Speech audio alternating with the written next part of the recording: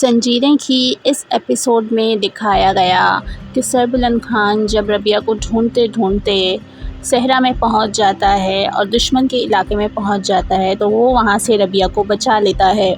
سربلند خان اور ربیہ یعنی کہ زرمالا دونوں بھاگتے بھاگتے ایک قلعے کے درمیان پہنچ جاتے ہیں اور سربلند خان اور ربیہ چھپ جاتے ہیں کیونکہ وہاں پر دشمن علاقے کا ملازم انہیں ڈھونڈ رہا ہوتا ہے۔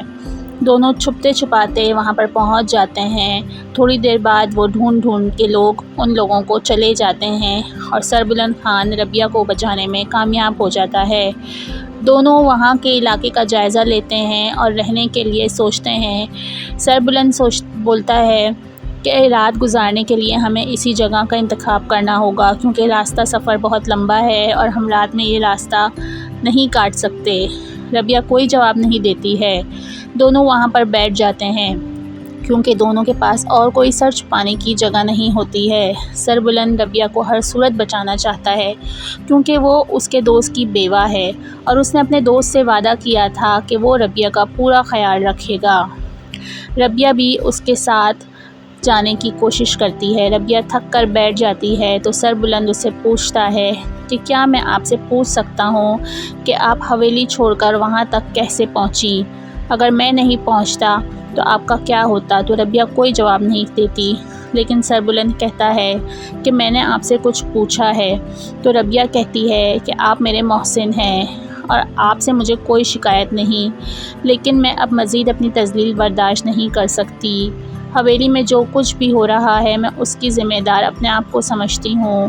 میں اب حویلی میں مزید نہیں رہ سکتی تھی کیونکہ اب میرا نام آپ کے نام کے ساتھ غلط طریقے سے جوڑا جا رہا ہے اور اب تو شیر بانو کی گمشدگی کا بھی سب لوگ مجھے الزام دے رہے ہیں۔ بی بی جان کی حالت بھی اسی وجہ سے خراب ہوئی ہے۔ وہ رونے لگتی ہے۔ وہ کہتی ہے کہ میں کب تک برداشت کرتی؟ اپنی تذلیل ہر کوئی کیسے برداشت کر سکتا ہے؟ اگر میری جگہ آپ ہوتے تو آپ کیا کرتے مجھے بتائیں۔ تو سربلند اس سے کہتا ہے کہ سہراب لالا نے تو مجھ پہ بھی گمشدگی کا اعلان لگایا ہے، الزام لگایا ہے شیر بانو کا، لیکن میں نے اس الزام کو اپنے سر پہ نہیں لیا، بوجھ نہیں سمجھا کیونکہ یہ میری حویلی ہے، مجھے اس کے اندر رہنا ہے۔ ربیہ کہتی ہے آپ بالکل ٹھیک کہہ رہے ہیں، آپ ایک اعلیٰ ظرف انسان ہیں، لیکن میں آپ کی طرح اعلیٰ ظرف نہیں ہوں۔ سربلند کہتا ہے آپ کو ایسا نہیں سوچنا چاہیے۔ ربیہ اور میں آپ کی کتنی عزت کرتے تھے، شیر بانو اور میں آپ کی کتنی عزت کرتے تھے۔ دوسرے سین میں شیریں سہراب خان کی وائف کے ساتھ کمرے میں آتی ہے اور اس سے کہتی ہے کہ بی بی جان اب ٹھیک ہیں کیا؟ وہ کہتی ہے، بتاتی ہے کہ زرمالا کل رات سے کمرے میں نہیں ہے۔ وہ کہتی ہے اسے دفع کرو اور تم بی بی جان کے پاس جاؤ۔ سربلند ربیہ سے باتیں کر رہا ہوتا ہے اور کہتا ہے کہ اب میں آپ کو واپس حویلی لے کے جاؤں گا، آپ حویلی واپس چلیے گا، آپ میری دوست کی بیوی ہیں اور میں آپ کی پوری خدمت کروں گا۔ آپ میری عزت کرتی ہیں اور میں آپ کی عزت کرتا ہوں۔ شیر بانو، بی بی جان اور میں ہم آپ کی دل سے عزت کرتے ہیں۔ سہراب لالا نے اور اگر ان کی بیوی نے آپ کو کچھ کہہ دیا تو آپ کو برا نہیں ماننا چاہیے۔ ربیہ کہتی ہے آپ بالکل ٹھیک کہہ رہے ہیں، مجھے ایسا نہیں کرنا چاہیے تھا۔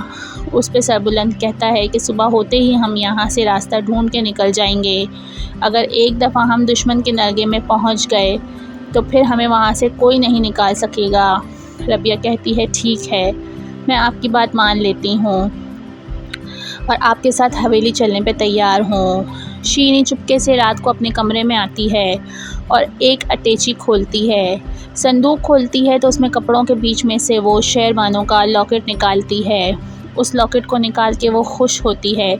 اتنے میں دروازے پہ کھٹکا ہوتا ہے تو دوسری ملازمہ آ جاتی ہے جو اس کے ساتھ کمرے میں رہتی ہے۔ وہ اس سے پوچھتی ہے کہ تو ابھی تک سوئی نہیں؟ وہ کہتی ہے بس میں سونے ہی والی تھی لیکن نیند نہیں آ رہی تھی، حویلی میں جو کچھ بھی ہو رہا ہے اس سے میری نیند اڑ گئی ہے۔ دوسری ملازمہ کہہ رہی ہے کہ ہاں میں نے تجھے فلاں ملازم سے بات کرتے ہوئے سنا تھا، تو کیا کہہ رہی تھی اس سے؟ وہ کہہ رہی تھی کچھ نہیں، میں نے تو سہراب لالا کو اور سر بلند لالا کو صرف لڑتے ہوئے دیکھا ہے کہ وہ آپس میں لڑ رہے تھے اور کہہ رہے تھے کہ بانو بی بی نے خودکشی کر لی ہے۔ زرمالا کا آنا بانو بی بی کو اچھا نہیں لگا اس لیے۔ تو دوسری ملازمہ کہتی ہے کہ یہ تو کیا اول فول بکے جا رہی ہے؟ وہ کہتی ہے میں ٹھیک کہہ رہی ہوں، مجھے ایسا لگتا ہے کہ شیر بانو نے زرمالا اور سر بلند کو کچھ غلط کرتے ہوئے دیکھ لیا ہے، اسی لیے اس نے خودکشی کر لی۔ ملازمہ کہتی ہے میں اس بات سے انکار کرتی ہوں، سر بلند ایسے نہیں ہیں، اور تو ان کی فضول میں کیوں باتیں کر رہی ہے؟ جو منہ میں آتا ہے بول دیتی ہے، چل سو جا۔ شیریں کہتی ہے جو میں نے سنا وہی بتا دیا، لیکن یہ بات میں نے صرف تجھے بتائی ہے اور اس ملازم کو بتائی ہے، اس کے علاوہ تو کسی کو مت بتانا، یہ ہمارے مالکوں کی عزت کا سوال ہے۔ اس پہ ملازمہ کہتی ہے ہاں مجھے پتہ ہے، اور تو بھی کچھ الٹا سیدھا مت سوچ۔ وہ کہتی ہے تو نے خود ہی نے مجھے باتیں کرنے کے لیے بٹھا لیا تھا، نہیں تو میں تو سونے کے لیے جا رہی تھی۔ صبح ربیہ اور سر بلند دونوں وہاں سے نکلنے کی کوشش کرتے ہیں، دونوں راستے میں چلتے رہتے ہیں اور باتیں کرتے رہتے ہیں۔ ربیہ سر بلند سے کہتی ہے آپ بالکل ٹھیک کہہ رہے تھے، مجھے حویلی سے نہیں نکلنا چاہیے تھا، آپ نے میرا اتنا خیال رکھا اور میں نے صرف اپنے بارے میں سوچا، میں آپ سے معافی مانگتی ہوں، مجھے معاف کر دیجیے۔ سر بلند کہتا ہے آپ کو مجھ سے معافی مانگنے کی کوئی ضرورت نہیں ہے، بلکہ مجھے آپ سے معافی مانگنی چاہیے کہ حویلی میں آپ کے ساتھ اتنا برا سلوک ہوا، آپ میری مہمان تھی، مجھے ان سب سے بچانا چاہیے تھا۔ ربیہ کہتی ہے نہیں، آپ کو یہ سب کچھ نہیں سوچنا چاہیے، غلطی میری ہی تھی، مجھے تھوڑا برداشت سے کام لینا چاہیے۔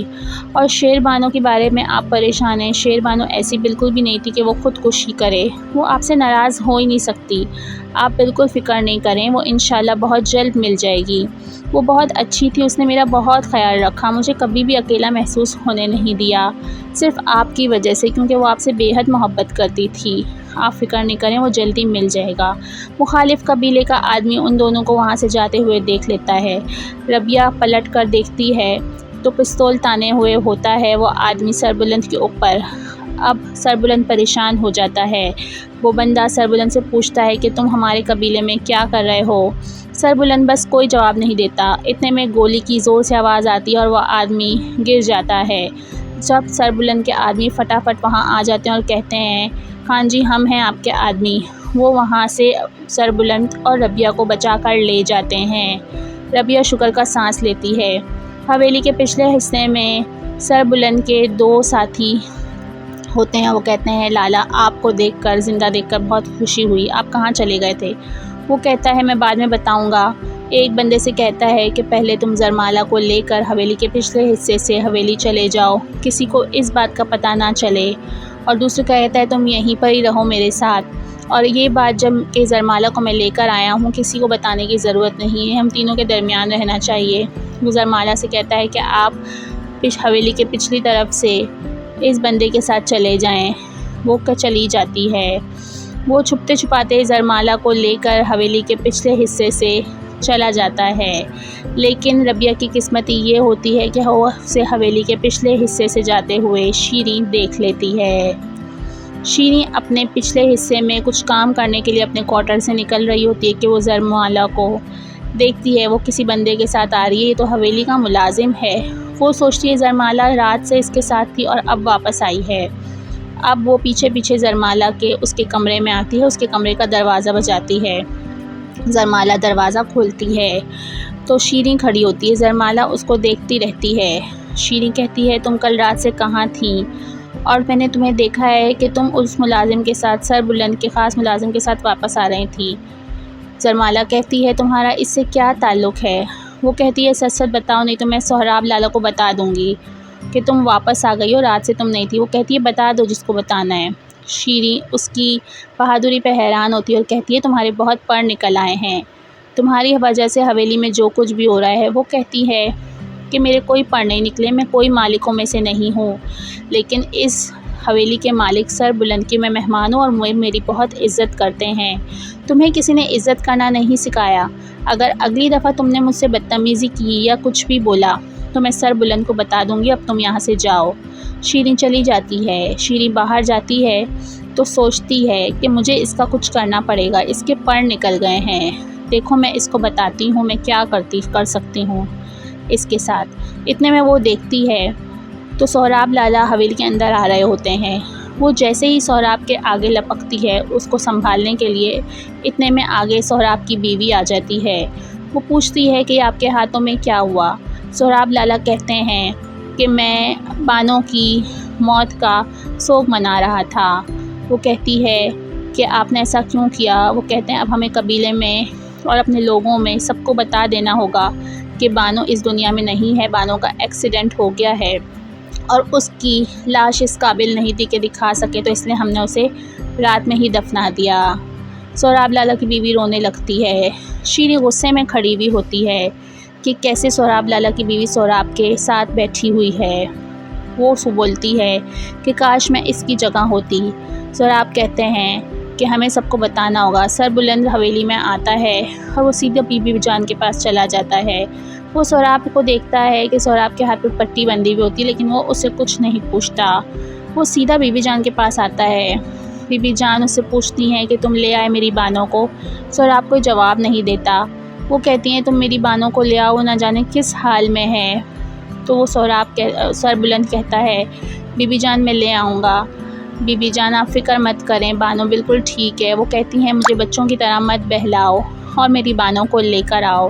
سربلند کہتا ہے بی بی جان آپ فکر مت کریں، میں لے آؤں گا بانو کو۔ بی بی جان بہت روتی ہیں اور کہتی ہیں جا کے بانو سے کہو کہ بی بی جان بلا رہی ہیں، تم فوراً واپس آ جاؤ۔ سربلند خود رو رہا ہوتا ہے۔ سہراب خان قبیلے والوں کو بتا دیتا ہے کہ اب اس کی بہن اس دنیا میں نہیں ہے۔ سب لوگ اس سے افسوس کرتے ہیں اور فاتحہ خوانی کرتے ہیں اور سربلند کا پوچھتے ہیں تو وہ کہتے ہیں کہ سربلند بی بی جان کے کمرے میں ہے۔ سب اس سے افسوس کر کے چلے جاتے ہیں۔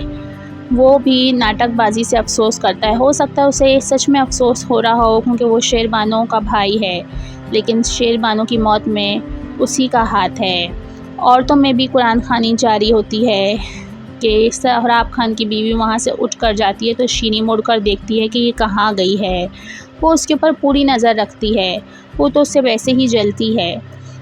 سہراب خان کی بیوی سربلند سے پوچھتی ہے کہ تم وہاں نہیں آئے تعزیت میں اور قرآن خوانی میں؟ سربلند کہتا ہے اگر آپ کی اجازت ہو تو میں شیر بانو کے کمرے میں کچھ وقت اکیلے گزارنا چاہتا ہوں۔ وہ اسے اجازت دے دیتی ہے اور سربلند اندر چلا جاتا ہے۔ سربلند کے دشمن کو پتہ چل جاتا ہے کہ سہراب خان کی بیگم سہراب خان کی بہن مر چکی ہے۔ وہ کہتا ہے چلو یہ تو بہت اچھی خبر ہے، لیکن اس کا آدمی بتاتا ہے کہ سربلند کل ہمارے قبیلے میں آیا تھا اور چھپ کے جا رہا تھا۔ وہ کہتا ہے ہمارے قبیلے میں کیا کر رہا تھا؟ اس کا آدمی کہتا ہے کہ ایک بری خبر ہے کہ ہمارے 2 آدمی مر چکے ہیں۔ خان صاحب کہتے ہیں ہمارے 2 آدمی کیسے مرے؟ وہ کہتا ہے پتہ نہیں۔ اتنے میں ڈرامہ ختم ہو جاتا ہے۔